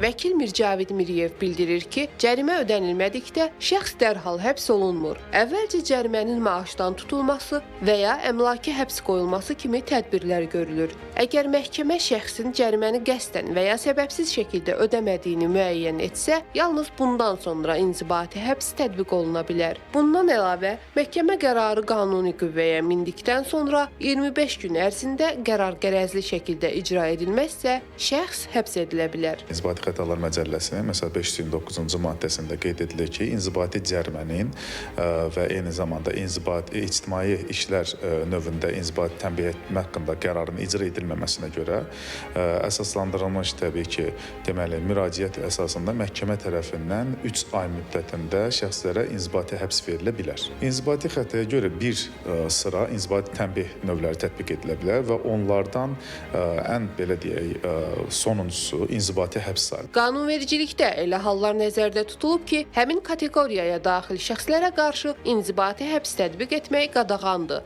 Məqsəd cəzanı yumşaltmaq deyil, həmin şəxslərin sağlamlıq və sosial vəziyyətini nəzərə alaraq daha humanist yanaşma tətbiq etməkdir. Belə hallarda məhkəmə cərimə, ictimai işlər və ya xəbərdarlıq kimi digər inzibati tədbirlərə üstünlük verir. İnzibati həbsin düşmədiyi müəyyən kateqoriya şəxslər var. Məsəl üçün, hamilə qadınlardır, eyni zamanda 18 yaşı tamam olmamış şəxslər, bura 60 yaşına çatmış qadınlar, 65 yaşına çatmış kişilər və s. şəxslər vardır ki, bunlara inzibati həbs tətbiq edilə bilməz. Əgər vətəndaş inzibati cərimədən razı deyilsə, inzibati cərimə haqqında qərardan razı deyilsə, o zaman həmin qərardan inzibati orqanın özünə və müəyyən edilmiş qanunvericilikdə müddət ərzində məhkəməyə müraciət edə bilərlər. İnzibati məsuliyyət ilk baxışda yüngül görünsə də, ona laqeyd yanaşmaq ciddi nəticə nəticə gətirə bilər. Qanun həm cəmiyyətin nizamını qoruyur, həm də vətəndaşın hüquqlarını nəzərə alır. Vətəndaş olaraq isə öz hüquq və məsuliyyətlərimizi dərk etmək zəruridir. Ayta Cəsədova, Fuad Allahyarov, Pərviz Məmmədov. Əziz izləyicilərimiz, yenidən Bakı Olimpiya Stadionuna gedək. İmum Şəhər Salma Forumunun keçirildiyi məkana. Jalə orada bizi gözləyir. Jalə, bir daha səni salamlayıram. Hal-hazırda orada vəziyyət necədir? Müşahidələrini buyur, bizimlə bölüş. Salam Turan, bir daha səni salamlayıram və xəbərin olsunun tamaşaçılarını salamlayıram. Biz hazırda Urban Expo mərkəzindəyik. Özünüz də ətrafdan müşahidə edirsiniz ki, yetəri qədər iştirakçı qatılıb. Burada yerli pavilyonlarla əlavə xarici pavilyonlar da biz rast gələ bilərik. Mən ən əsası WUF 13-ün 5-ci günü ilə bağlı mən proqramı sizə təqdim etmək istəyirəm. Artıq 9:30-dan etibarən tədbirlər öz işinə başladı. İlk tədbirimiz mənzil və təhsil, yaşayış memarlığı üzrə tədris proqramlarının rolu adlanır. Daha sonra Bakı 2040 Bakı planı, baş planı inkişafın yeni erası adlanır. Daha sonra bugünkü tədbirlərimizdən onu da qeyd edə bilərəm ki, multimaterializm əsasında mənzil inkişafı, qlobal öhdəliklərin lokal təsirə keçid adlı digər tədbir də öz işinə başlayacaq. Şəhər dağıntısından post-münaqişə bərpasına gedən yol. Prezidentin Laçın və Kəlbəcər üzrə xüsusi nümayəndəsinin rəhbərliyi ilə tədbir baş tutacaq. Turan, bizim Urban Expo mərkəzindən hələ ki çatdıracaqlarımız bu qədər. Ən son məlumatları ATV-dən izləyə bilərsiniz. Sözü hazırda sənə ötürürəm. Təşəkkür edirəm Jalə, ətraflı məlumatın üçün uğurlar arzulayıram sənə və əziz tamaşaçılar, sizə də uğurlar arzulayırıq. Əlbəttə ki, sizə ata-babalarınızdan nə miras qalıb, sualımıza çoxlu cavablar yazırsınız. Ondan sonra mirasa dair şəkillər göndərirsiniz, videolar göndərirsiniz. Biz də verilişimizin müddətində bitmədi, yəni bitməyənə qədər çalışırıq ki, onları bir-bir göstərək. Sualımızı şəhər sakinlərinə də vermişik. Əlbəttə ki, məncə onların da fikirləri maraqlı olacaq. Gəlin görək onlara nə miras qalıb ata-babalarından. Bizim rayonda qədimi evimiz var. Yəni o da o dövrdən qalan bir yadigardır. Çox belə o dövrün ən belə qədimi tikiliş formasındadır. Hal-hazırda da qalır. Valla bundan böyük nə ola bilər ki? Ən böyük şeylər onlardan qalan miras, tərbiyədir. Ən böyük tərbiyədir əlbəttə. Böyüyə hörmət, kişiyə hörmət. Kişi öz yerini bilməlidir. Böyük kişiyə yola verməlidir. Bax belə şeylər. Çox şey qalıb. Torpaq sahəmiz qalıb. Ədəb erkən öyrədiblər bizə oxumağı, başqa heç nə qalasıdır ki, yəni hamı imkanlı olmur axı. Atama dövlət tərəfindən 3 otaqlı ev vermişdilər. Bir idarədə 10 il işləyəndən sonra vermişdilər. Həmin o evdən bizə miras qalıb, biz bölmüşük qardaşı arasında. Onun hesabına ayrıca özümə ev almışam. Bizi oxuduqlar, bacılarımı, qardaşlarımı təhsil veriblər. Əsas təhsildir. Valideynlərim müəllim olub. Amma miras söhbəti yoxdur. Özümüz əziyyət çəkmişik yoldaşımla, ailə qurmuşuq, o institut oxuya, mən də oxuya, ailə qurub, həyatımızı yaşamışıq. Əziz tamaşaçılarımız, eşitdiniz ki, kimisi miras qaldığını dedi, kimsə dedi gözəl mənəvi dəyərlər, əxlaq miras qalıb, hər şey elə maddi əşya ilə təbii ki, ölçülmür.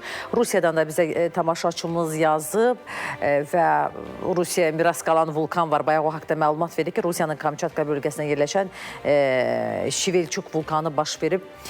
Rusiya Federasiyasının Kamçatka vilayətindən yazıram. Petropavlovskdan sizi salamlayıram. Burada deyir 500 kilometr uzaqda Şiveluç vulkanı püskürüb, onun görüntülərini bizə göndərib tamaşaçımız. Biz də bayaq bu haqda məlumat verdik və təbii ki, sizin əməyinizi qiymətləndirdik, o görüntüləri ekrana gətirdik. Sonra Rusiyadan vulkanı efirə bir də verə bilirik, yoxsa necə? Tam anlaya bilmən. Növbəti dəfə o haqda məlumat verdim ki, Kamçatka bölgəsindən bizi salamlayır. Bizim tamaşaçımız, Rusiyadan da bizə çox sayılı tamaşaçılarımız, belə tamaşaçı deyirəm, həmvətənlərimiz baxır. Əlbəttə ki, onlar da tamaşaçılardır.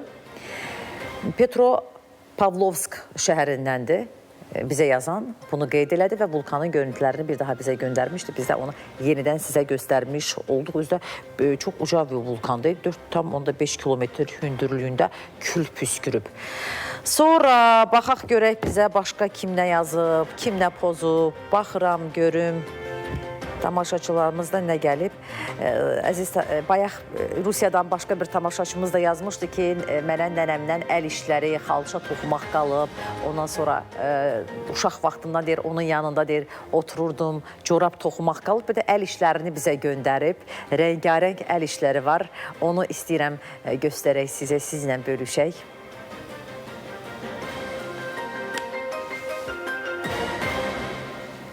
Nənəsindən bu əl işlərini öyrənəndən sonra da özü toxuculuqla məşğul olur. Tamaşaçımız dərzidir, Rusiya Federasiyasında yaşadığını qeyd edir. Vaxt tapdıqca bizə baxdığını deyir, ona öz təşəkkürümüzü bildiririk ki, əlbəttə. Valla ən gözəl mirasdır. Mən deyərdim ki, bu elə uşaq vaxtı elə nənənin, babanın, ananın əlinə baxmaq. Məsələn, gözəl yemək pişirmək, o mətbəx mədəniyyəti deyək də, bunun özü də bir irsdir. Məsələn, anadan, nənədən anaya keçirilir, anadan qıza ötürülür və s. Yəni, belə baxsam, miras çoxdur, təkcə maddi əşyalar deyil. Sonra keçirik digər görüntümüzə, nəyi nümayiş elətdirəcəyik? İmişlidən tamaşaçımız bizə yazır. Yun corab göndərib bizə. Xızı rayonundan Aytən xanıma nənəsindən miras qalan yun corabları var. Onun şəklini çəkib göndərib. Onu birazdan göstərəcəm. İndi İmişliyə keçək. İmişlidən də bizə görüntülər gəlib. Həyətini çəkib göndərib öz anasının istəyi ilə. 72 yaşlı anası övladından xahiş edib ki, mənim də əl işimi çək, xəbərin olsuna göndər. Turan xanım da onu ekranlara gətirsin. Təşəkkür edir ona. Nə gözəl güllər əkmisiniz, becərmisiniz. Əllərinizə sağlıq. Anamızın adını bilmirəm. Allah ona uzun ömrü, can sağlığı versin. Necə gözəl gör, qapı baca saxlayır. Tərtəmiz gül kimi hər tərəf. Əladır, çox gözəl görüntülərdir. Salamlayıram bir daha bizim ağı birçəyimizi.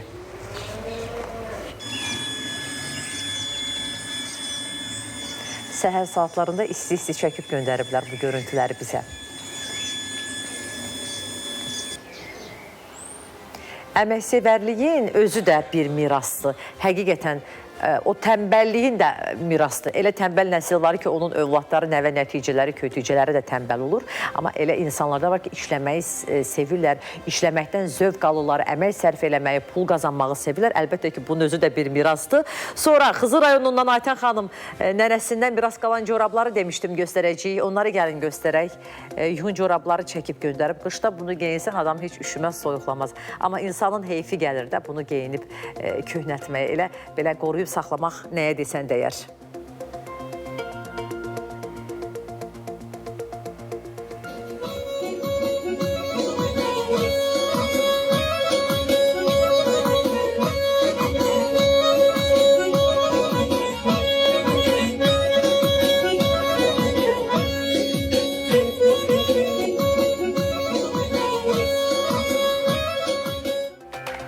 Belə vallah oynamaq istədim ha. Bax 6-cı gündə toyda olacağım, bu mahnı sümüyümə düşdü. Allah'ıydı toy üstündə olanların hər kəsin toyunu mübarək olmağını arzuluyuram, əziz tamaşaçımız. O qədər görüntülər gəlib ki, bilmirəm çatdırım, hansını paylaşım. Paylaşa bilmədiyim tamaşaçılarımız da üzürlü saysın bizi. Axı bizim də verilişimizin vaxtı var, vədəsi var, bitməlidir, tamamlanmalıdır. Amma sizdə olan görüntüləri mütləq şəkildə bugün də olmasa, hansı ki bugün yayımlaya bilmədik, səhər söz verirəm ki, ekranlara gətirəcəm. Sizə təşəkkür edirəm. Bizə baxdığınız üçün, dəyər verdiyiniz üçün, xəbərlərimizə qulaq asdığınız üçün, mesajlar yazdığınız üçün. Bugün necə görsənirəm? Bir çox xanımlar dedilər ki, çox gözəl görsənirsən, makyajımı təriflədilər, geyimimi təriflədilər. Əlbəttə ki, bunlara görə təşəkkürlərim var. Hara təşəkkürüm var? Podium Park mağazaları şəbəkəsinə. Hər gün bax, onların mağazasının sayəsində bir-birindən gözəl libaslar geyinirəm. Sizin qarşınıza çıxıram. Xankəndidə yaşayan xanımlara deyirəm ki, orada da mağazanın filialı var. Əcəmi metro stansiyası yaxınlığında da filialı var. Xırdalanda da var. Gedin özünüzə gözəl libaslar seçin. Qiymətlər də cibinizə uyğun olacaq. Və beləliklə hər kəsə təşəkkür edirəm. Ümumi Azərbaycana təşəkkür edirəm. Dünyanın müxtəlif yerlərindən bizə baxan insanlara təşəkkür edirəm. Təşəkkürün mənası həm də şükür eləməkdir. Bir-birimizə nə qədər çox təşəkkür eləsək, günümüzün də o qədər gözəl keçəcəyinə əminəm əziz tamaşaçılar. Bu günlük sizinlə vidalaşıram. Ancaq sabaha qədər səhər də eyni saatda və eyni məkanda bizə baxsanız məmnun olarıq. Hələlik deyirəm.